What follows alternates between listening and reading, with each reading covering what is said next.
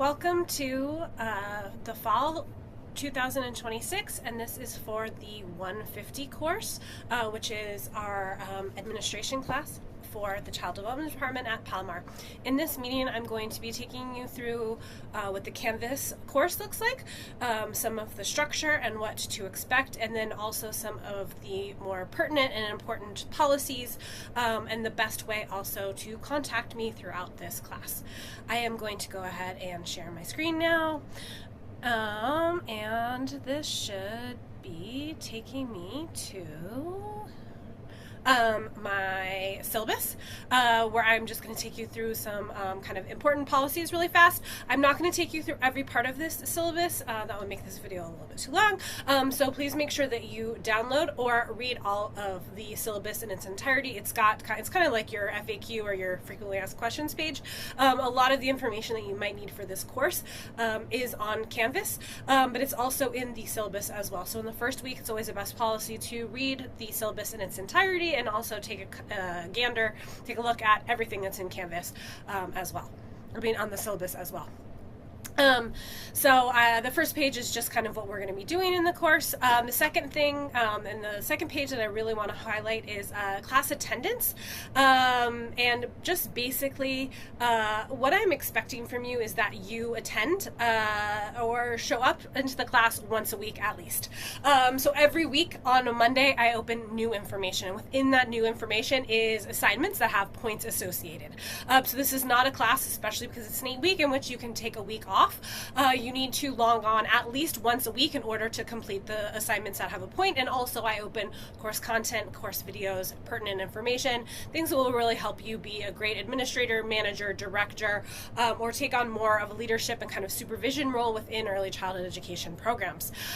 So you're kind of you are expected to be online because this is an asynchronous class. You are expected to be on at least once a week. And once again, I open everything new on Mondays by 8 a.m. Another important thing as well is if you don't want to take this class because it is a fast-tracked class, please make sure that you drop as soon as possible. I am going to be dropping people who do not log in by the first week and do not do the first assignment by the first part of the week. But if in the second week you're like, actually, you know what, I'm super busy, being the teacher of record, and I can't commit to it this year, I'm going to come back next year. As soon as you've made that decision, go to mypalomar.com and drop yourself from the class. Once I've kind of completed my roster, it's up to you. Because it's an asynchronous class, I don't see you, so I don't know that you've made that decision. So it's your responsibility to kind of drop yourself. I'm very available by email. I check my email morning, at midday, and in the afternoon around 3:30 or 4 every single day, Monday through Friday. I do not check my emails in the evenings, on the weekends, in the middle of the night, anything like that. I'm a human being with a full-time job and my own home life with 3 kids as well. So I'm during business hours, I check them at least 3 times a week. A lot of times it's more like 6 times a week. If you have any questions, email me as soon as possible and I will help you as soon as I see the email. As soon as I see it come in, I will get a response to you as soon as possible. So if you ever need anything, email is the best place to contact me. I do not check like Pronto or GroupMe's or anything like that. I just have email, or you can kind of message me through Canvas. I'll show you how to do that in a minute. But I check it at least 3 times a day, Monday through Friday, and as soon as I see it, I will respond to you. If you ever have questions about your grades, I typically, not every single week, but from almost all of the assignments, I leave some kind of feedback. If you're doing fantastic, I'm going to be like, great, I really liked that you did this, or something like that. If maybe there was a little bit you needed to work on, you'll have written feedback. In that written feedback, you'll see it right next to your assignment. If you disagree, you want to talk about it more, you want to ask me about the feedback, you want to take the conversation to the next step, you want to learn more, don't leave a comment for me, email me directly. I don't see your comments in the assignment, I just see your emails. That's just kind of how Canvas is structured. And so like if I was like, oh, great job, maybe next time work on this, and you were like, oh, what did you mean? If you leave it in a comment on the assignment, I will not see it. It just does not come into my inbox. You need to email me directly, and as soon as I see that email, I will respond to you and we can chat more and I can give you more feedback. I love to do that. I love to kind of support your learning in that way, but you have to help me by making it visible to me, which means that any kind of questions, concerns, any support you need comes to my email, and then that way I see it, and I have hundreds of students every semester, then I can help you specifically in that way. And then I've got a lot of information about what's going to be happening in the class. Please don't record the class or any of my videos or anything that's in there unless you have a disability accommodation. AI and artificial intelligence is a big thing. I'm going to cover that in just a second. I have a big policy up on Canvas that I'm going to go over.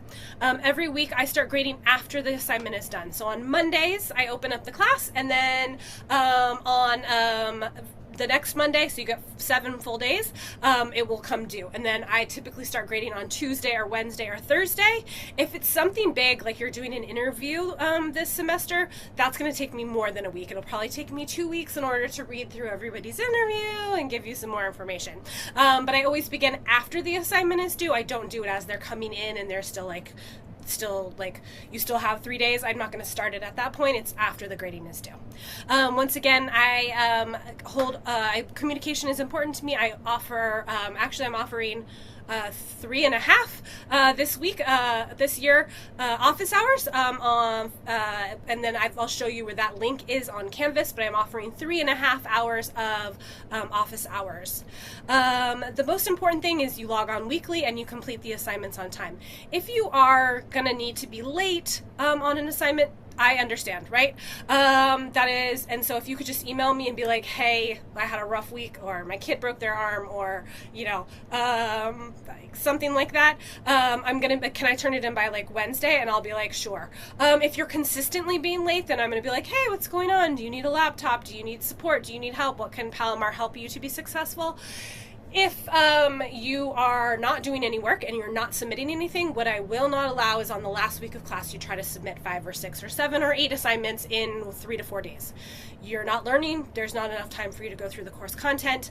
That's not enough time for me to provide you feedback. So I do not accept anything during finals week, and I do not accept you trying to submit everything in the last week or 2 weeks of class. You need to, for the most part, be submitting everything weekly in order to stay on top of the course content, which builds upon the previous week. So what we will learn in the second week is stuff we started in the first. What we learn in the fourth week is stuff that we've built in 2, 3, and 4, 1, 2, and 3. And then we have tons of support services as well, and I'm going to show you where that is. This is just in your Canvas to remind you that you have it. I'm going to show you where it is and like where all the links are, because I know it's so much easier to hit a link than for me to like give you a phone call and you have to make a phone call to somebody, because I'm not going to do that. Can barely make my yearly physician physical because I have to call the doctor. So unfun. So I'm just going to show you where the links are in a second. And then we have a bunch of course requirements throughout the semester. At the end, you're going to turn in a director's file. I'll explain that in a second. You'll have a parent manual, which is just an opportunity to put together some materials for families. You'll have a quiz. What it is, it's an open book, open note quiz. Don't even worry about it. I think it's in the 4th or 5th week. I give you a document, you download it, and then you answer questions straight from that document. Everybody gets an A or a B on it. It's never ever been an issue. Don't even stress about it. There's going to be an interview where you're going to go out into the community and interview someone, principal, director, enrollment coordinator, anybody like that who has some kind of director, management, administrator role in some kind of early childhood education program, and you are going to interview them. And then there's going to be a variety of online assignments for 7 weeks as well, and those are the things that you're going to be submitting every Monday. There is all of the total points. I am going to say that my points are probably wrong. I'm not known for my math skills, but that is my general syllabus. Once again, download it and take a complete look at it as well, so that we can go ahead and make sure that you read all of my policies in the entirety. I don't want to spend my entire time reading verbatim what it is, so I'd like you to go back and to read the syllabus yourself. Right now what I'm sharing is the Canvas page and what it should look like.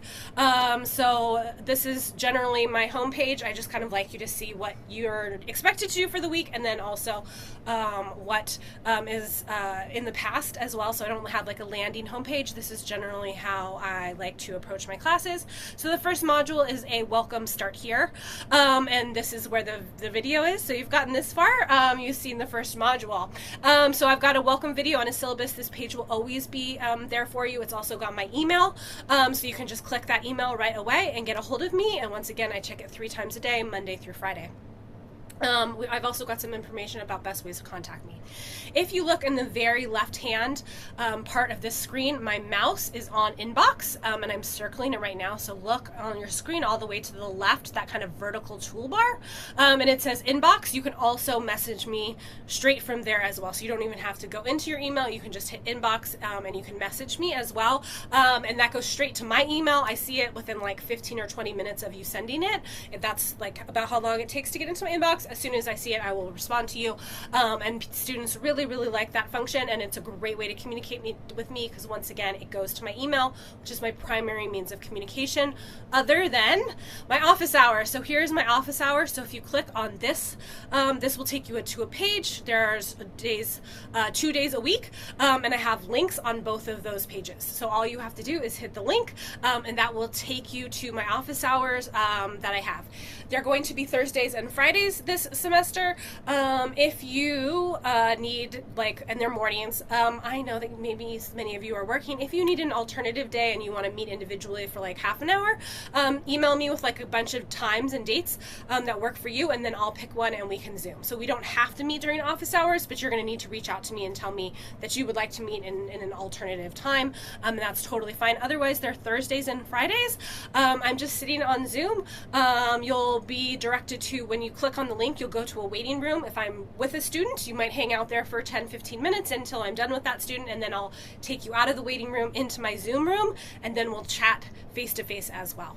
I do record using AI on the Zoom. It gives me like a little transcript of everything that has happened. AI is weird, but this is a very helpful function. If you do not want to be AI recorded, just let me know. I'll immediately turn it off, and then that sometimes is very helpful if you're talking about more personal things. But otherwise, it gives me a nice transcript of kind of what we talked about, especially if we're talking about like very academic things, like you want help writing a paper for another class and you were asking me about APA, like that would be very helpful, because then I could send you the transcript and you could like see exactly what we had talked about in like reference pages and stuff like that. So here's my AI policy as well. I kind of ignored AI for a little bit. I kind of didn't, for a couple years, I didn't want to think that it was really like so much within our society and our community, but it is. So this is my new kind of AI policy where I take you through how I use it, which I use it for design, I use it for accessibility. Like I put my syllabus through a checker that's supposed to check for it, and they were like, this link is broken and this header is wrong and stuff like that. Once again, I use it for my Zoom meetings. Sometimes if I have a really complicated issue, I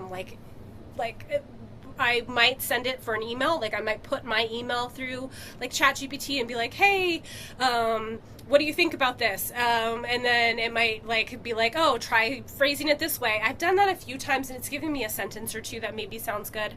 I use it to create worksheets. So I learned from an English professor how she kind of creates worksheets.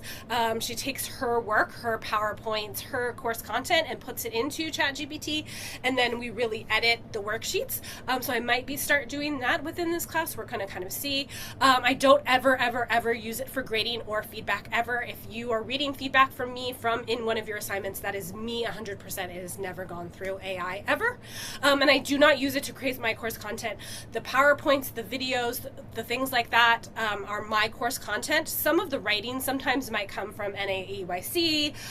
It might come from like a Head Start policy or something like that. But for for the most part, the videos that I create, and some of the assignments that all of the assignments that I've created are my own. I've been working in this field for 26 years, teacher, director, administrator, professor, and so I'm using my experience and my education in order to kind of create that. So you can use AI for design or formatting. So if you wanted help with formatting, or you wanted to do like a design a little bit different, feel free to use AI. You can also use it for Grammarly. Sometimes that might flag on my Turnitin, like the plagiarism check. Yeah, so if it does flag and you think it's from Grammarly, just shoot me an email or something like that, and we can, I can look through it a little bit more and see when you used Grammarly, and that's totally fine. If you are kind of wanting more help with writing, I actually put a link for our tutoring. It is much easier, and actually in the long run going to be much faster for you to learn how to write, and especially from a human, than constantly kind of using Grammarly or grammar and spell check platforms or anything like that. And definitely AI is not going to teach you how to write. We have tutoring services, and we have ESL and English professors who are fantastic. And then you can start it like for research. Like sometimes I wanted to know more about a random thing in my own personal life, and I asked ChatGPT, and it gave me this whole thing. And then I did a little bit of my own research and found out that ChatGPT wasn't totally absolutely correct. But it kind of gave me a starting point. That would be okay as well. You can use it for your online assignments. So you're doing online assignments every single week. If you use ChatGPT in any way, you need to highlight or bold the part that ChatGPT made, and you need to include a second page of your assignment that explains, hey, I used ChatGPT for this. I did it by asking it this specific question, and then this is what it said to me. I did this because I was really confused about XYZ. This will help me provide better feedback for you and be a better teacher for you if there were areas that you just didn't understand. And it will also help you be more honest about how you are using it as well. And then you can chat back and forth with AI to refine an idea. I'm using that right now. I have an idea for a grant, which I want to get a couple $1 million from the federal government, and so I'm using it to chat back and forth about next steps and what should I do and what departments and stuff like that. You cannot though take my assignment and put it in AI as a prompt. So don't just copy my assignment that I've spent a lot of time, and in this case years, creating, and just put it into AI as a prompt. I don't want AI learning off my course content or my work, especially if it doesn't know me or how I teach. Never in a discussion board. My discussion boards have no points associated. They are just for you to meet and talk with other people. It's your own perspective and your ideas. I don't want AI in that. I want to hear you, your words, your take, your views, and not something that a machine wrote. You have a in-person interview. I do not want you in any way, shape, or form to use AI, either in the crafting of it, when you're taking notes, or anything like that as well. If you use AI in a way that I have said that you're not supposed to for this class, you automatically get a 0 in that, and you most likely will be referred to a board on academic dishonesty. I'm quite clear in how I allow you to use it and not allow you to use it, and if that was to be kind of changed in any way, then there would be some serious ramifications. We have 2 larger assignments for this class. One is an interview and one is a director's file. So you can see the interview is due in a few weeks. So I would probably in the first week or 2 start calling or texting or emailing people that you know that is a director, an administrator, a coordinator, a principal, anybody who has leadership and administration duties in any kind of early childhood education program, because that would be an after school program, that could be a young elementary, that could be an infant and toddler program. I'm very open about that. It could even be on a military installation. It could be an in-home child care. It could be anything like that.